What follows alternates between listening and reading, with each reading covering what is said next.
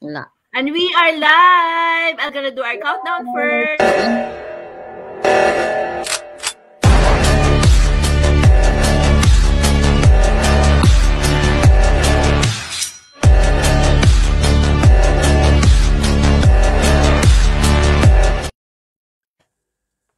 Hello, and we are live! Hello. Hello! Nandito na naman po ang mga paborito nyong Pinaypreneur and welcome to Pinaypreneur Hustle Hub. And some of us are fresh na fresh pa from our most recent San Diego convention. And nandito po kami para spread yung energy na yon sa inyong lahat. Thank you very much for joining us. And by the way, I just found out ito po pala ay ang aming 10th episode. And we wouldn't have reached this far without you guys. Thank you so much. Yung sa mga nakakakita pa lang sa amin for the first time, wag po kayong magulat.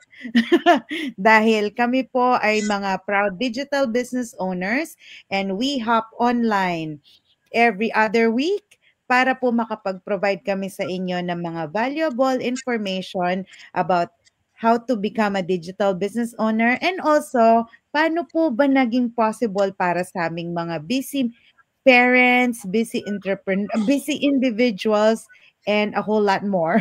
So today po ay very, very good po ang topic na aming napili.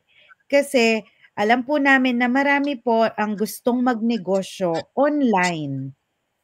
Bakit po namin alam yon? Kasi isa po kami sa inyo dati. So marami pong gustong magnegosyo online, pero dahil po dun sa mga misinformation na naririnig nila, so ang dali-dali po nilang gumawa ng siguro tawagin na rin po nating judgment. Dahil po konti po yung tamang information na nakukuha nila. So tonight, magkakaroon po tayo ng episode na tinawag naming Myth Buster. It's the myths about starting a digital business and the truth that you need to hear, lalo na po from us kasi ginagawa po namin itong digital business na to. So, without further ado, magpapakilala po kami and then we'll proceed with the topic. And number 1 po sa topic na ito ay si Sister Evangeline from Vancouver, Canada. Hi, Ate Evangeline. Yay! Hello, everyone. Good morning, good afternoon, good evening, good night. Wherever you are tuning in. Ako nga pala si Evangeline from Vancouver, Canada, Tubong, Bulinaw, Pangasinan. Kumusta ka, Moynads, ang taga Bulinaw? Kumusta kayong lahat? Ako po ay isang healthcare worker, caregiver ng sarili kong tatay at nanay din. Sa mga nanay dyan na katulad ko. So ngayon, ang topic namin ay myth to start an online business. So my topic is, kailangan ba nating maging tech-savvy para makapagsimula sa business na ito? Do we need to be tech-savvy to start this business? So, karamihan sa atin natatakot magsimula kasi ang alam nila, kailangan nating maging tech-savvy, marunong sa computer. You know what? Yung mga yun, hindi totoo. Hindi natin kailangan maging tech-savvy, hindi natin kailangan maging marunong sa computer. Kung alam nyong mag-scroll, alam nyong magbasa, mag-post, o mag-click sa computer, ay magagawa nyo ito. Kasi may mga step-by-step training. Kung marunong tayong magbasa, siguro naman alam natin, masusundan natin yung mga training na kailangan nating gawin para matutunan ang business na ito.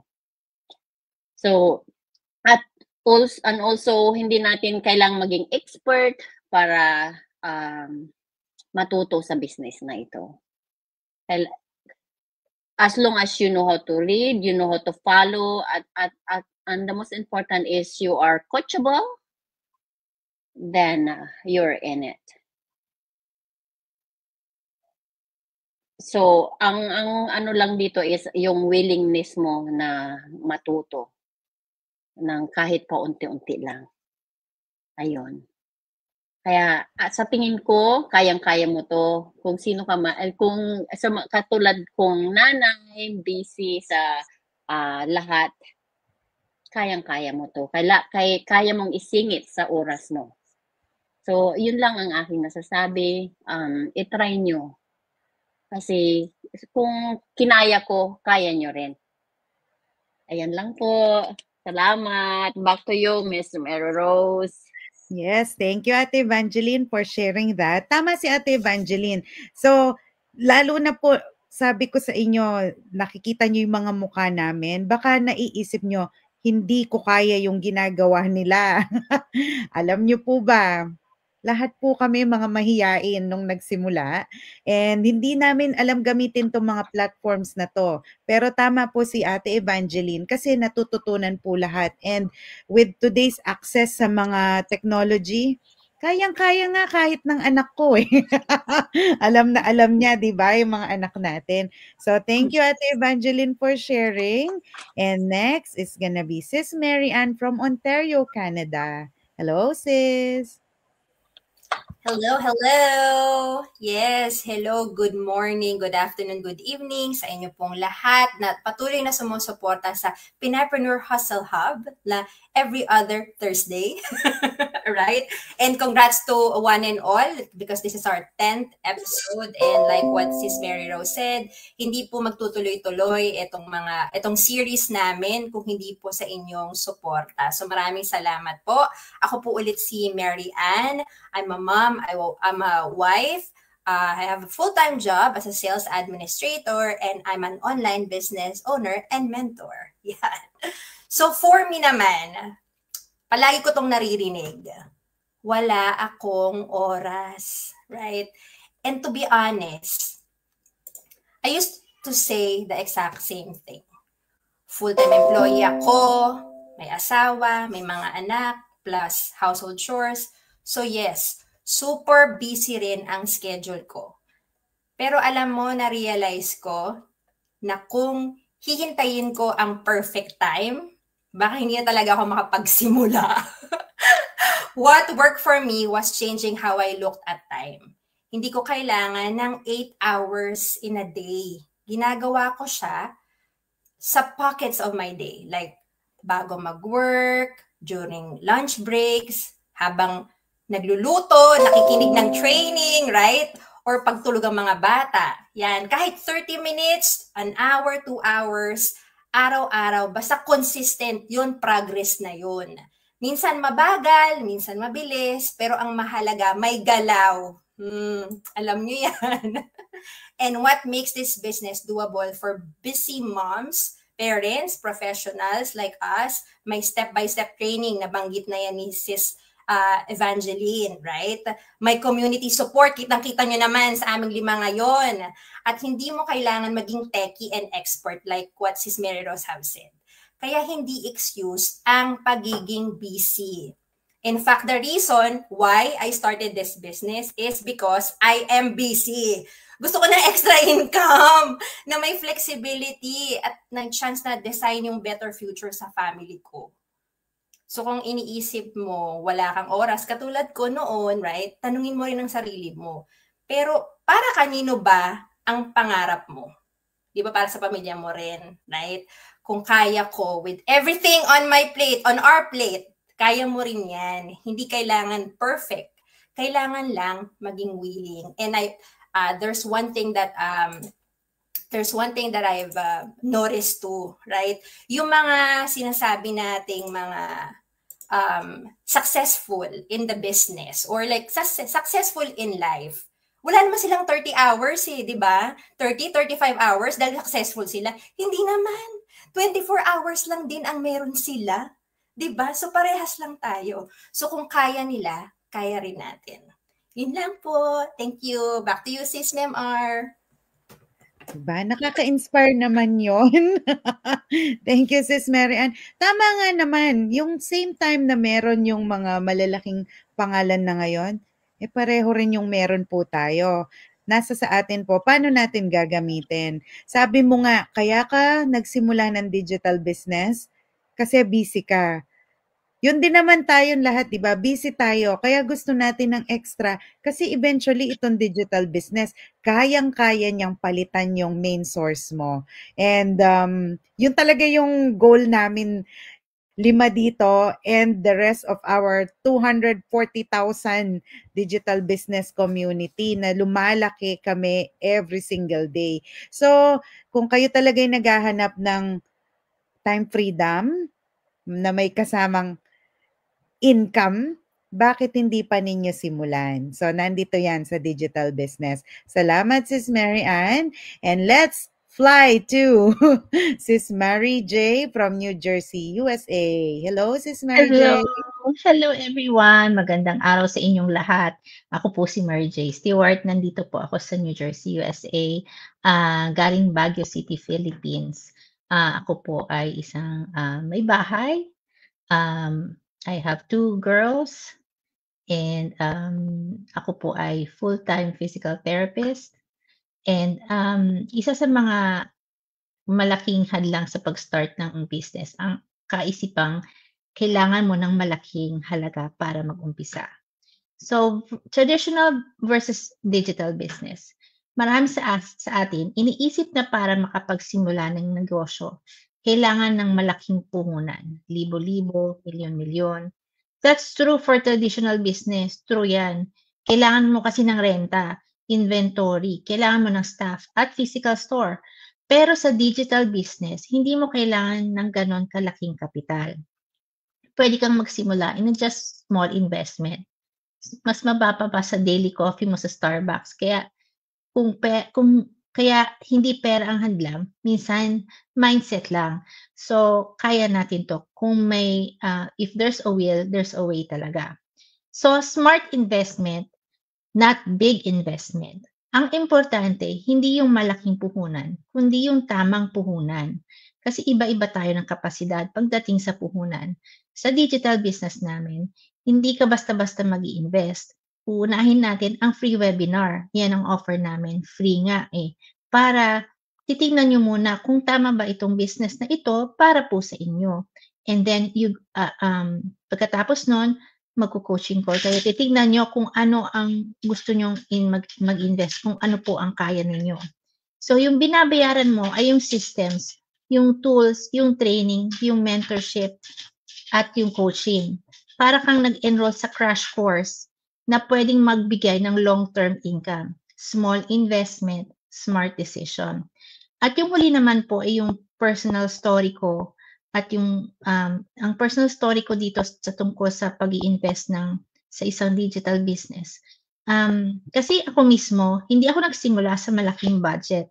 Full-time healthcare worker ako, ma'am pa, kaya tight ang oras at ang pera. Actually, nung nag-umpisa ako, 3 nga ang ang trabaho ko. Walang personal time, nami-miss ko ang milestones ng mga bata. Pero nung nakita ko tong opportunity na to, maliit lang ang kailangan para mapagsimula. Tapos may sistema na, may support para makapagsimula. At may community, yun ang number 1 factor. Lalo na nag-convention kami, yung doubts ko na ito ba ay talagang scam, nakita ko kung gaano karaming tao ang nasa business na to. Yung convention center namin, 8 rooms ang capacity, ang dinivide nila, lahat ng 8 rooms na yon fully packed. Tapos, hindi lang first floor, pati second floor, kaya ang laki-laki talaga. Ang hirap hanapin ng mga ng mga kaibigan ko. Nagkakawalaan kami. Pero sa totoo lang, ang laki nung nakita ko ang system na to at ang compensation, nakaka-inlove kasi walang katulad po ito. So, yung sobrang maliit na investment, ang laking balik on terms of time freedom and extra income. So, kung iisipin nyo, it's not about how much you have, but it's also how badly you want to have the change in your life. Yan lang po. Thank you, Mary J. Nakaka-excite naman. Ayan, tuloy. Excited na kami para sa susunod na convention. And Wag lang absent. merong mangyayari next year. Dito daw yun sa Vancouver. So, host tayo, Ate Evangeline, and I'm looking forward. And sana makita ko kayong lahat in person. And thank you for sharing that. Habang nagsasalita si Sis Mary J, syempre ako naman ay isang Curious George. Sinearch ko. Ito, para lang meron tayong comparison. Magkano ang mag-start ng franchise ng McDonald's? Ito, yung mga traditional business. So, gusto ko lang talagang malaman para din sa kaalaman ng ating mga audience. Sabi dito, opening a new McDonald's franchise is not for the faint-hearted.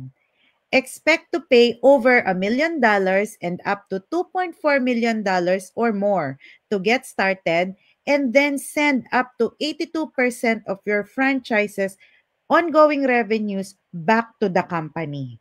Can you imagine? Nag-invest ka na ng napakalaki, ini-expect pa na 82% has to go back to the brand name because you're paying for the brand name. That's Sa crazy. panahon ngayon, sino ang may 2.4 million or more just to start a business na hindi ka guaranteed na maibabalik yung investment mo in the near 2 to 3 years. Ang kagandahan po sa aming digital business, scalability. McDonald's, magandang business po talaga yan kasi established na yung pangalan. However, limited po siya sa physical location na yon. Ang digital business po natin, hindi mo kailangan ng malaking budget. Tamang-tama lang. And a lot of people, kung talagang gusto mo yung pangarap mo, may paraan. And kayang abutin yung capital na kailangan mong simulan sa business na to. So, I'm glad nandito tayo sa space na to kasi wala po akong 2.4 million para Wala din ako. Oo. Yan. Pero, yung nakita naman natin yung resulta Yung nito. in-invest natin dito compared sa 2-point-something million. Diba? Pero pag nagbalik na siya ng kanyang ROI, ay grabing blessing naman po talaga. So sa mga nanonood po ngayon, it's worth checking out talaga. So thank you, Sis Mary J. Now we're gonna go to Wisconsin, USA. Sis Maria, hello. Wow, thank you so much, host Mary Rose. I'm very happy dahil naka-attend ako sa convention at talagang yung yung mindset ko na bago, no? So noon talagang iniisip ko, mga kabayan, hindi totoo ito. Katulad nyo rin ako nung umpisa, skeptical, totoo ba ito? Pero iba talaga yung na mayayakap mo yung mga top leaders, top earners sa online business na to, na talagang real people sila, na makikita mo sila na nag-share ng kanilang journey. So ayun nga, iniisip niyang, magpapakilala muna ako. Ako nga pala si Maria Rosbach from Wisconsin, USA. Originally po ako galing sa Negros Island, Philippines. Doon po ako pinanganak at lumaki po ako sa Quezon City, Philippines. Isa po ako may bahay, I'm a farm mom, at meron po akong full-time job sa isang home improvement store, biggest improvement store dito sa Wisconsin, USA. At ako po ay isang proud digital entrepreneur. So, ang akin naman ay ang myth, no? Ang mga paniniwala ng iba, iniisip nila, only influencers can succeed on this online business. Hindi po totoo yan. Yung kasabihan na yan na ang mga sikat lang sa TikTok, sa Instagram, ang talagang magsasucceed sa ganitong business. Hindi po totoo. Ang katotohanan po ay, hindi mo kailangan libo-libong followers o maging TikTok na influencer. Maski ang kailangan mo ay mag-connect ka sa mga tao, ang yung real story. Ano bang story ng buhay mo? So, you have to connect with people na nanonood sa iyo online, na makaka-relate sa iyong kwento, sa iyong story. Ibebenta mo ang story ng buhay mo. At yan ang magiging superpower mo. So, ganyan po sa aming online business. So maraming naniniwala na para magtagumpay online nga, kailangan mo maging sikat, no? Katulad ng mga artista. o may malaking following. So pero ang totoo po, hindi sa dami ng followers ang sukatan ng tagumpay, nasa pagiging totoo mo, honest mo sa taong nanonood sa'yo, at sa makabuluhan mong kwento, yung real story mo na mai-share mo sa online. Kasi ngayon po talaga ang social media ay talagang number 1 na in the world. So makikita niyo po lahat ng mga tao ay nasa kanilang cellphone na. Kahit naglalakad, mabubunggo na, no? Nasa cellphone pa rin nila. Kasi talaga pong very influencer po talaga ang social media. So mas pinagkakatiwalaan ng mga tao yung mga taong totoo, kapag nag-share ka ng story mo. Hindi mo kailangan maging perfect. Kapag nakita nilang parehas kayo ng pinagdadaanan o parehas kayo ng pangarap, mas nagiging bukas sila na suportahan ka, na magiging follower ka nila. At of course, magiging customer ka nila at magiging future business partner. Halimbawa na lang, yung tulad ng mga nanay na nag-online business. Katulad ko na lang, may 2 trabaho ako noon, 3 trabaho, at ngayon ay 1 na lang dahil sa online business na to. Dahil lumabas po ako sa aking comfort zone, naging matakuting din po ako nung una, mahiyain, at nawala po lahat yon dahil po nagsimula lang ako sa online business na to. Nagkaroon po ako ng mga business partners na talagang open-minded, positive-minded people, at talagang very supportive. So, at yun ay talagang talagang mamamotivate ka lalo sa iyong online business dahil sa kanila. So ako, hindi rin ako sikat, pero kinuwento lang, kwento ko lang ang aking story at para mag-inspire at makatulong sa marami pang tao. Meron din isang teacher, halimbawa ito, isang teacher siya, tumutulong siya online, isang dati siyang guro, nag-homeschooling siya. Halimbawa lang to ng mga ordinaryo na tao, nag-homeschooling lang siya sa YouTube. Kahit konti lang yung subscriber niya, nagtagumpay siya sa pagbebenta ng learning guides dahil sa tiwala ng mga viewers. So hindi po talaga kailangan na maging sikat ka sa online business na to para magtagumpay. Tulad na lang din ng isang babae na nakilala ko na sa kanyang fitness journey, hindi siya coach, hindi siya fitness coach. Pero binahagi niya lang yung kanyang weight loss journey dahil sa honesty niya. Maraming tao ang bumili ng kanyang meal plans at workout tips. Dahil lang doon, nag-share lang siya. At meron din isang simpleng babae na nag-post lang sa paggagawa ng mga candles sa Etsy. Sa kanyang behind the scenes na videos, dumadami ang customers niya kahit hindi siya sikat.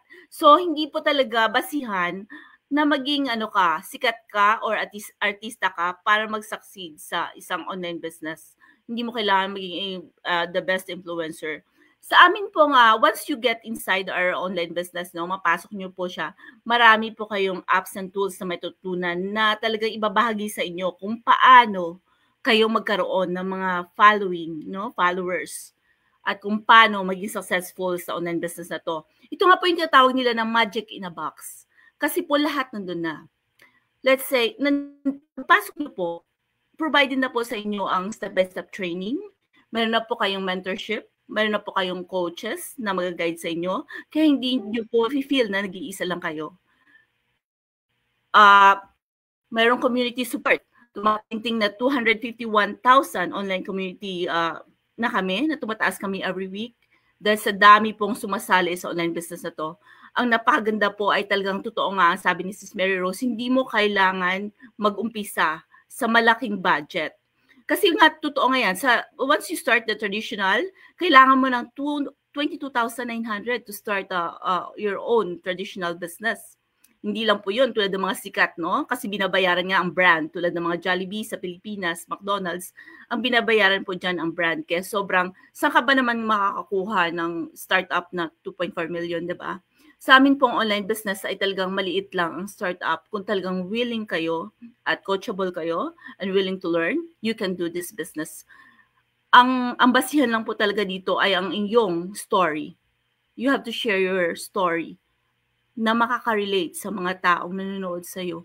Yun lang kailangan mo talaga. At yun ang iyong superpower. So hindi po talaga basihan ang paniniwala ninyo na mga influencers ng TikTok o ng Instagram o kung ano pang tools and apps na yan ang basihan para maging successful sa online business sa to. So, wag po kayo matatakot kasi hindi po kayo nag-iisa. Umpisahan nyo na po. Katulad namin, we are proud digital business owners. Back to you, Sis Mary Rose. Thank you so much. Yes, thank you Sis Maria for clarifying that kasi ang dami talagang para bang natatakot sila na, "Hay, 1 million followers si ganito." 'Di ba?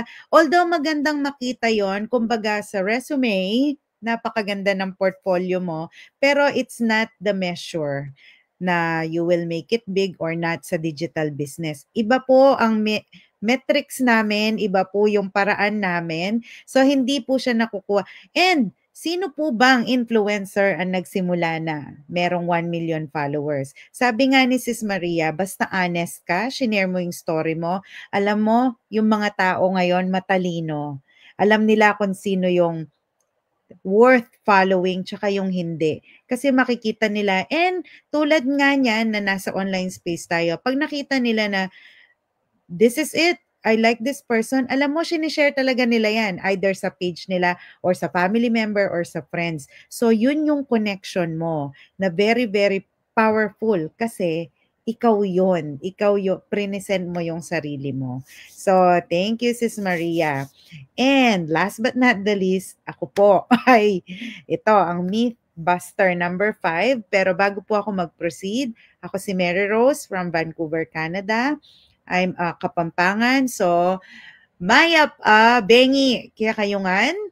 So, that means magandang gabi. Kasi gabi na po dito sa Canada.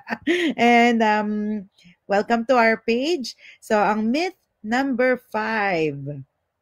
I'm not an expert. So, takot ang karamihan na mag-start ng digital business kasi hindi daw sila expert.